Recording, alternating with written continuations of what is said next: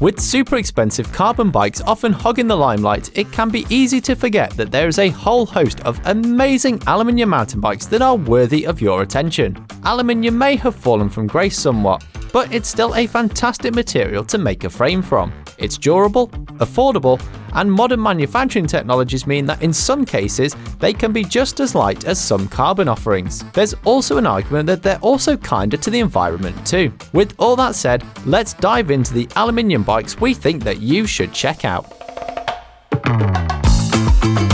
Ibis may be better known for their carbon bikes since their resurrection in the early 2000s, but their alloy AF models pack all the brand's heritage into affordable trail rippers. The aptly named Ripley AF is a true case in point. It takes a lot of the features of the carbon Ripley, such as the 120mm of DW-link suspension travel, and builds on them with slacker, lower geometry. The head angle is tilted back to 65.5 degrees, a full degree slacker than the carbon bike, and gives it a long 1217mm wheelbase and roomy 475mm reach in a size large. Despite its somewhat diminutive travel, it's clearly aimed for hard riding, and that's why the added crash-proofness of alloy starts to make sense. The Ripley AF frame weighs in at 7.45 pounds with shock, which compares to 5.73 pounds for the carbon version. So you're gaining around a pound in weight, but saving over £1,000 or $1,000 when comparing the cost of the two. Elsewhere, they both share the same DW-link suspension design that claims to offer excellent pedaling performance while still being able to handle the bigger hits with ease. Teamed to that is a 130mm fork, that you can bump that up to 140mm to unlock a little more descending prowess should you desire. Also boosting that descending performance is the massive tyre clearance for 29-inch wheels with rubber up to 2.6 inches wide, and full bikes come with sticky Maxxis treads as standard.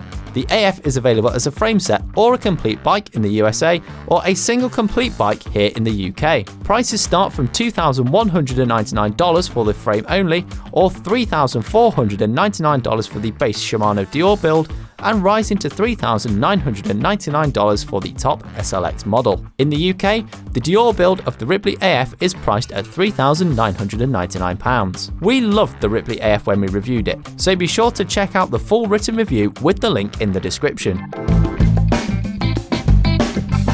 Another brand steeped in heritage and still chucking out aluminium all-rounders is Marin. The Rift Zone name dates all the way back to the 1990s, and the latest XR version shows that it can still hang with the new kids on the block. Sporting 130mm of rear travel twinned with a 140mm fork and progressive geometry, the Rift Zone XR packs a punch that defies its modest price tag and suspension travel. Part of this is down to that aforementioned geometry, which is pretty radical for a shorter travel bike. The head angle is raked out to 65.5 degrees on the 29-inch version, while the steep 77-degree seat angle and lengthy 485mm reach for a size large stretches the wheelbase out to 1,235mm, giving oodles of stability. Snappily short 430mm chainstays should still give it a playful edge, and riders who want even more jibbability can opt for a full 27.5-inch wheel build for maximum cool points. But it's not just the numbers that make the Rift Zone XR a tempting proposition. Marin has developed a real reputation for carefully spec'd, high-performance, budget-friendly rippers in recent years, and the Rift Zone is no different. A sturdy Marzocchi Bomber Z1 fork with an easy-to-adjust grip damper delivers the bounce up front, while their parent company, Fox, provides the Flotex rear shock. That's a real wallet-friendly suspension package. Furthermore, the drivetrain is a sensible mix of Shimano's XT and SLX, teamed with an FSA crankset and KMC chain, though we'd like to see the XT derailleur and SLX shifter the other way round. Marin's own brand bar, stem, saddle and wheels feature, with the latter shod in grippy Maxxis Assegai Max Terra boots front and rear for insane amounts of grip. Priced at £3,095 or $3,499, it's certainly exceptional value.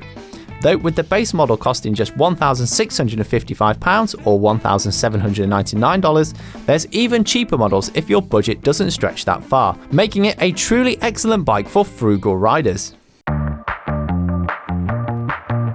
While many bike components have been CNC machined for decades, it's only recently that completely machined frame sets have really hit the limelight. Actofive's I-Train is one of the latest bikes that feature their own CNC machined front triangle, combined with a traditional welded rear end from German aluminium maestros Nikolai. Designed to be a fast, responsive full suspension bike with either 105, 115 or 125mm of rear-wheel travel, Actofive claim the I-Train loves long days in the woods as well as quick sessions with maximum fun. Where it differs from the other aluminium bikes here is how the front triangle is manufactured. Rather than traditional tubes welded together, Actofive use their expertise in CNC to machine twin shell elements and bond them together with adhesive into a lightweight hollow structure. This allows them to use 7075 T6 aluminium for an excellent strength to weight ratio, with the front triangle claimed to weigh a scant 1.2 kilograms, making it lighter than many carbon equivalents. A front end is no use without a back end, and fellow German brand Nicolai provides a welded aluminium rear triangle with a selection of different rocker links, allowing either a 190 by 45mm shock or 210 by 50mm shock to deliver the 3 travel settings. Want a super aggressive cross-country ripper? Run the I-Train with 105mm of rear travel teamed with a lightweight 120mm fork to give carbon race bikes a proper run for their money. Playful agility with a good dose of big hit ability more your jam? Go for the 125mm mullet wheel only setting, possibly with a coil shock and a 140mm fork, and let it rip. Or are you after the best of all worlds and want a true all-rounder? Slap on a 130mm fork, the 115mm travel rocker link, and the I-Train will happily be ready for almost anything. The geometry is also adjustable, with a flip chip giving 8mm of BB adjustment between low, neutral and high settings, and adjustable headset cups that can alter the stock 66° head angle by a degree in either direction. With a bare frame without shock starting at €4,950, the I-Train is by no means cheap, but it looks truly stunning and incredibly versatile on paper. This is one we'd love to throw a leg over in 2023.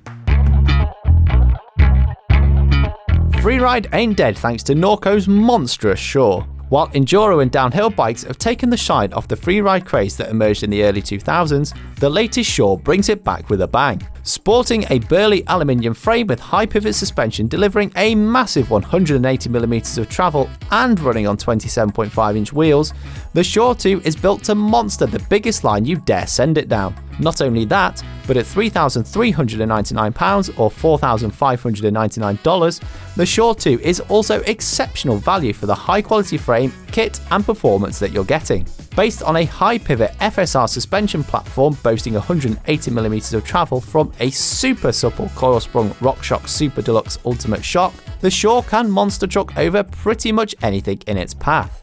That monster trucking is further boosted by the matching 180mm travel Zeb R fork, so Norco has clearly spent money sensibly on the suspension components. Elsewhere, the kit is solid and reliable, with nothing excessive or extravagant, befitting of a bike destined for a life of huge hits and hard knocks. Shimano's Dior M6100 12-speed drivetrain is a solid budget choice, while the 4-piston MT520 brakes with 203mm rotors provide more stopping power than their aftermarket price would suggest. Shimano's Dior also features on the Shore's wheel set, with Dior hubs laced to super sturdy E13 Algae 1 downhill rims wrapped in Maxxis Assegai Max Grip double down casing tyres front and rear. It all adds up to a bike that weighs a hefty 40.25 pounds without pedals, but with a slack 63° head angle, lengthy reach numbers and size specific chainstay lengths that get longer not only as the frame sizes get bigger, but also as that high pivot suspension compresses. This is a bike that you'll struggle to make flinch on the descents. Our senior technical editor Alex Evans gave the Shore 2 a rare 5 out of 5 rating when he tested it, so be sure to check out his review with the link in the description. Last but by no means least, we have another aluminium legend that's been around for decades, the Santa Cruz Chameleon. While the Chameleon has changed its colours over the years with a brief foray into the world of carbon fibre, the latest alloy-only generation is designed to cover all bases, from run-of-the-mill all-rounder to a properly quirky mullet-wheeled single-speed masochist. Key to this is the adjustable dropouts that offer 12mm of adjustment so you can fine-tune the chainstay lengths to your preference, adapt for a smaller rear wheel, or keep that single-speed chain nice and taut. The Chameleon also packs other user-friendly features like a threaded bottom bracket, factory-fitted chainstay protection, and a multitude of mounting options for water bottle or bike packing bags. The Chameleon's geometry is contemporary without being overly radical. with a 65° head angle, a fairly steep 76° seat tube angle, and a shortish reach of 465mm on a size large. It's a true shapeshifter, and as such you can build it from the blank canvas frame only option that costs £899 or $1,049.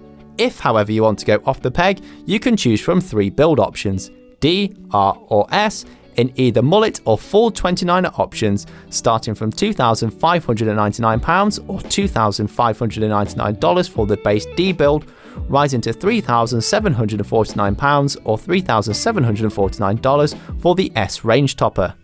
So what do you think of our choices? Would you choose an aluminium frame over a carbon one? Be sure to let us know in the comments. Subscribe to the channel if you haven't already, and if you want to see how an alloy and carbon bike compare, then check out this video.